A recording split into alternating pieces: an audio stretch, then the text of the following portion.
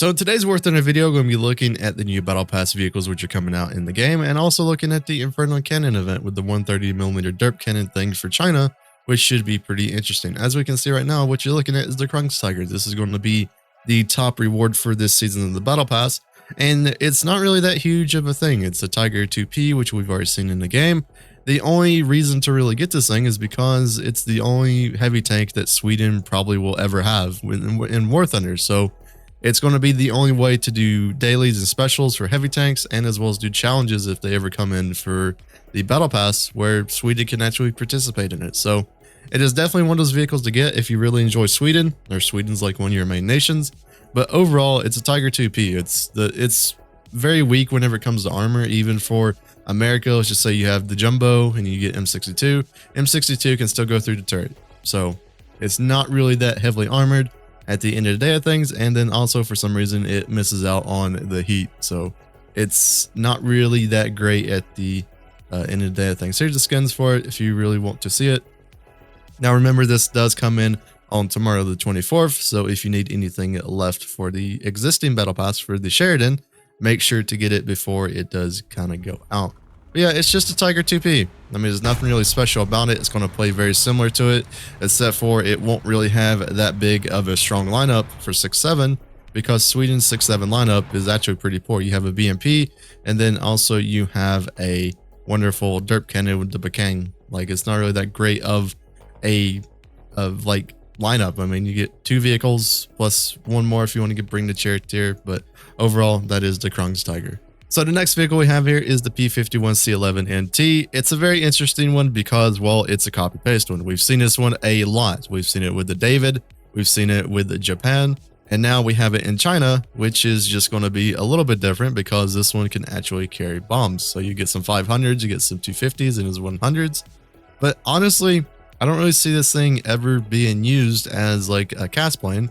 The only reason I ever see it, being used is if you want to grind China a little bit, but I don't know. It's very, very, very sad that this thing actually come into the game because it's copy paste. It doesn't have any skins as of now, and there's not really a reason to use it because if you go to the Chinese tech tree, the P47 is at 3.7, so you have a P47 already there that can be useful for that battle raid bracket. So yeah, overall, P51's kind of mid, but it is the free reward out of this battle pass. So now we have the most unique thing coming out of this battle pass, which is the USS Flagstaff. This is a hydrofoil, which will be coming in at a battle rating of 3.0. Overall, this vehicle seems pretty cool. It has the shared turret on the front. Sadly, though, it's not going to be coming with any sort of ATGM or heat shell. So the only thing that you'll be able to use is an HE. So I don't really think this vehicle is going to be that great with the 152. But there's a cool thing that you're actually able to do with this, which is actually changing out the main gun. So you can either go for the 152 or you can go for 40mm Bofors on the front. And whenever we test drive this thing, I can show you because it won't let you do the 152 until this thing actually comes out. But overall, it's a PT boat. It's going to be 3.0, so it's going to be in that really odd battle rating where you start to see destroyers where you can't really do nothing against them. But you do get some 50 cals. You do get the weird little mortar thing on the back. And it's a hydrofoil, so it's going to be very interesting of how this thing actually plays within War Thunder, because hydrofoils are either boom or bust vehicles. Some of them are really, really, really strong, and some of them are really, really, really bad. So overall, I mean, it seems like it kind of does pretty decently in the water, but to me at least, I don't really think the 152 is the most useful one. I believe the 40 will probably be the better thing to use. As you can see right here with hydrofoils, it's very, very hard to actually make them turn. But yeah, this is the Flagstaff. It's the most unique thing coming in this Battle Pass season, and it should be pretty fun if you played Naval. So now we're looking at the last vehicle, which is PLZ83-130. This is a very interesting vehicle, a very unique vehicle in my opinion, just because it's basically what would happen if you took an IS-7 and placed it on a tank destroyer chassis. Now, at the end of the day, it's got a ton of ammo in it. It's going to pop very, very easily, like even if we look at the armor.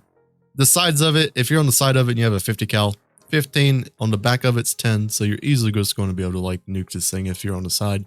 But that's not really the point of it. The point of it is this main gun, which is going to be a 130, which has access to APHE, which is basically the same round as the IS-7. So you're going to have 313 at 0, 30 degrees, you're going to have 238, and then at 60, you have 107. You're also going to get some HE and as well as HEVT and smoke.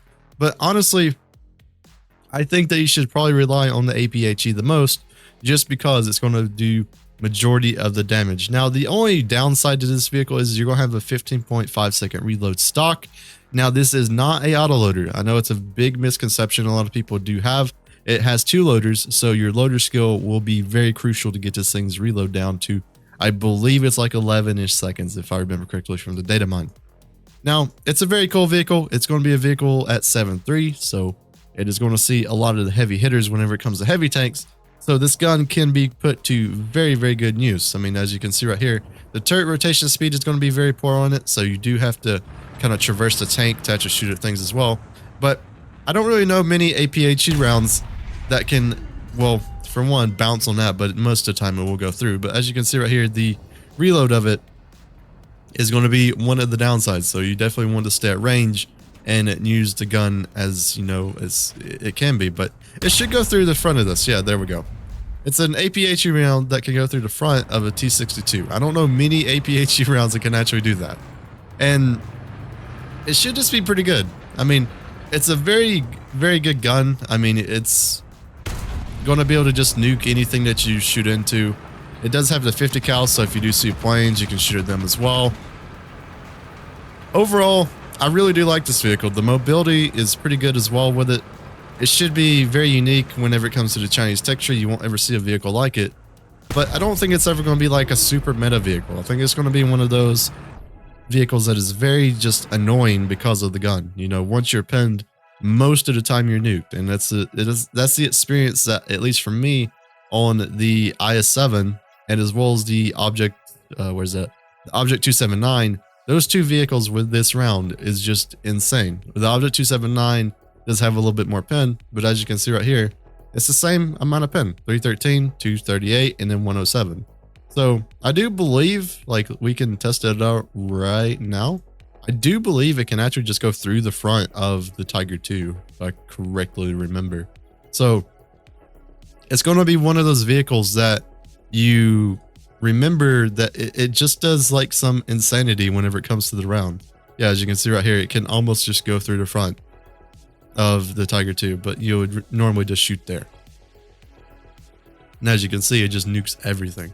So yeah, would I get the Object, or not the Object, I was remember the Object 120, but would I get the PLZ83-130? Yes, it's going to be a vehicle that's going to be very unique for the Chinese tech tree.